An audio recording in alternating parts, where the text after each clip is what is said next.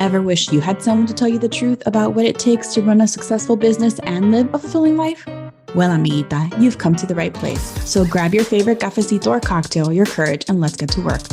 I'm Jenna Sabores, a therapist, business strategist, mindset coach for entrepreneurs, and a feisty Latina from Miami. And I'm determined to teach you the exact tools you need to stop settling and start kicking some serious derriere. What do you say? Are you in? Then let's get started. Welcome to Latinas Empowering Latinas podcast.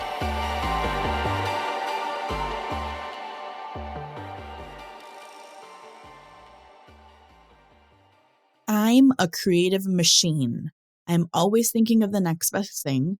I find gaps in systems. I find loopholes that are missed, and I always have new ideas. Ideas usually come easier when it comes to the business of others, but not too far away, my mind starts churning with ideas I want to fulfill for myself and my business. It's usually a huge list of bombarding thoughts. Lately, it's been networking events, speaking events, business retreats, speaking out of state to expand my reach, being diligent and consistent on the podcast, writing a book, my new brand, Business and Inception of Latinas Empowering Latinas, coaching solopreneurs, my online programs for therapists, a new marketing program for solopreneurs that aren't therapists. The list goes on and on. Because being transparent about the journey is so important to me, I want to share with you that every once in a while, I feel overwhelmed. I bite off more than I can chew at one time, which leads to a lot of stress and huge disappointment when things don't pan out the way I envisioned. And every once in a while, it affects me emotionally. I end up feeling stuck and lose sight of what the original goal was. I'm sharing this with you because I'm assuming it's also happened to you. But if I'm being really honest, I want to share this with you to show you that what people show on Instagram or Facebook, what they usually end up sharing is a cleaned up version of reality. Very rarely do people show the bumps or disappointments. And if I'm being extra honest, I'm sharing this to remind myself of what to do when moments like this happen. And I'm kind of in the middle of one right now. When I started all of this, all I wanted was to help others. Then it snowballed.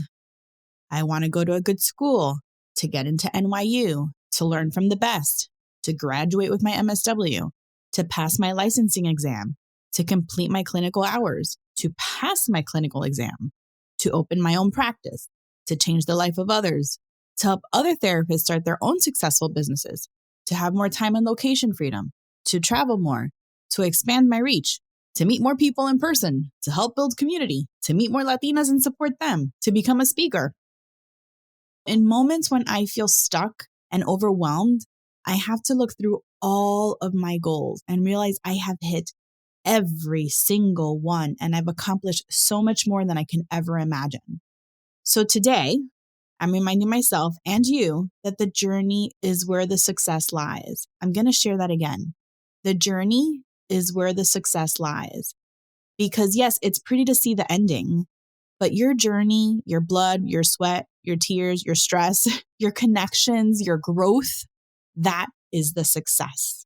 We don't appreciate things that are just given to us. We appreciate it so much more when we work for it. I'll give you an example I heard recently. If somebody just gave you the keys to a brand new car, like your dream car, you would love it. You'd be excited. You'd be so grateful. But it just hits home so differently than when you busted your booty and worked hard and saved and struggled and worked extra and saved more and cut corners. And you finally sit in that car, because when you're sitting in that car, nobody gave that to you. You earned it. You earned it. So I want to remind you the same thing when you're going through moments of hardship in your business or in your life.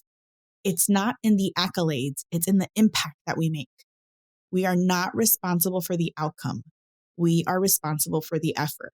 That is a quote I hear over and over again from one of my mentors. And I'm going to repeat it again because it's that powerful for me. We are not responsible for the outcome. We are responsible for the effort. And let me tell you, my effort is unique. My family feels it firsthand, and those who know me well see it too. I'm relentless, like to a fault. I have my moments. I'm human, but just tell me I can't accomplish something and I'll go out of my way to prove to you that I can. Now, what I have to do is start giving myself a hell of a lot more grace on the timeline. I have to give myself reminders of the accomplishments. I have to go back to ground zero and remember what I wanted when I started.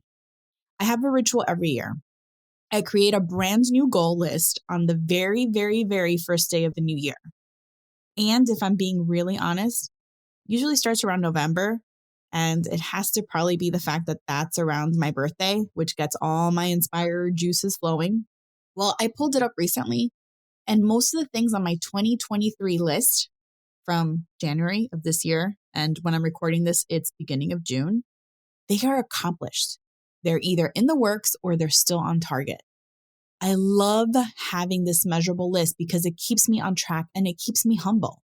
It allows me to give myself grace when I'm being too hard on myself. The goal is to stay focused on the plan, knowing, because I always will, that I'll be adding to it inevitably. I always do. Today, I promise to bring myself back to ground zero when things feel off track. I promise to keep myself accountable for the goals I started with at the beginning of the year and give myself credit for those I completed and make room and grace for more time, knowing that I added on a lot more. And I want you to repeat what I just said to yourself, that you promise to give yourself back the time. You promise to keep yourself accountable. You promise to give yourself credit. What I have lined up and focused on next is to expand my reach, meet people in person while I speak and travel. I want to invite you to share in my process, and I promise to create a guide for you. But for now, because I'm in the middle of a million things, I want you to grab some paper and pen. If you are driving, don't worry about it. Just come back to this later. So step one, you're going to make a list of the one goal that you had when you started on your journey. One, not all the things. One. Then step two, I want you to give yourself credit for the goals you have accomplished or the steps you've taken to accomplish, whether you made it or you're still in it or you're in the trenches or you failed, but you didn't quit yet. And if you quit, you're going to get back up. Step three, I want you to create a new list for what you want to accomplish this year. Whenever you're listening to this, because the beauty of podcasts that exists forever, is I want you to start a new list. Whatever time of the year you're in, start right now and then refresh the list whenever it is time for you to feel like you need to refresh it, whether it's a new year or your birthday like me, whatever it is, but start the list now because you want something that's measurable. Step four, I want you to create a realistic timeline to accomplish these goals based on these things. Ready? Based on your resources, your time, your team, and finances. Because I know when I started, I had no resources, very little. I barely had time, but I made it. Hell sure didn't have a team. And the finances were not there because I was just building my business. I needed to be realistic based on, again, your resources currently, your time currently, your team, and your finances. And are there ways to wiggle around things? Like, do you make time for what's important to you? Yes. Can you find resources? Yes. Can you invest in a coach like me? Absolutely. It's where you find your priority. But I want you to give yourself grace. And if you don't know what your goals are or where you want them to end up or when, then you don't know what you can tweak and move around. Step five, I want you to think in teeny tiny baby steps or even micro steps you need to reach the goals. So most people just set like a big goal, like I want to buy something huge. Okay, well, we're not going to buy it today.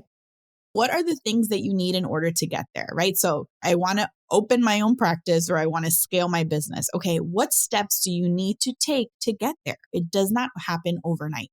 What are the baby steps? What are the little things that will inch you just one step closer to that big goal you want to reach? So the first thing is knowing the goal, the big one, and then you want to break it down, right? You don't say, I want to have a human. You say, I want to have a baby. But your baby needs time to crawl and walk and run and speak. So we give children grace, but not ourselves. Step six, if you're like me, map out your steps in a calendar so you don't overschedule yourself. Okay, this one just hit me hard. You need to map it out because you don't want to cut things too short and not give yourself enough time and end up stressed out and not provide quality for yourself or your patients or your goals. And you can always move, and we'll talk about that another time. We can always move kind of our deadlines, but I'm very visual and it's important to see because you don't want to jam everything in one quarter or 1 week or 1 month. You want to make it realistic. Again, take out a calendar, map out the baby steps and how you're going to break them down to get to where you want to get by the time you want to get there. Step 7, are you ready? Most important, delegate, delegate, delegate. This is my favorite. Some would say it's because I like to tell people what to do.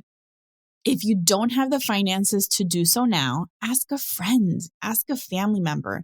Maybe they can't help you with your business, but maybe they can help with other tasks or chores that'll create more time and space for you to work on your goals, like laundry or dinner plans or helping you just stay focused or making sure that you have distraction-free hour from the kids that they don't come bother you.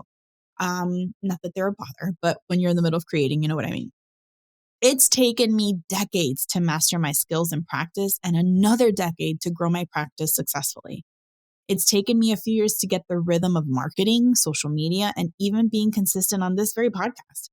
But I'm here, even if it's one person I can help on their journey of all of these episodes, then my goal is achieved. So, amiguita, I want you to give yourself a whole lot of grace, compassion, and space. I'll catch you next time.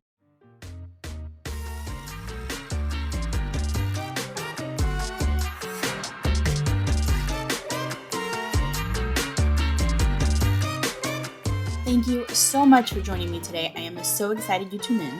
The best way to find out the second a new episode is released and receive all the valuable tools and actionable steps I share is to subscribe to the podcast, so make sure you do that.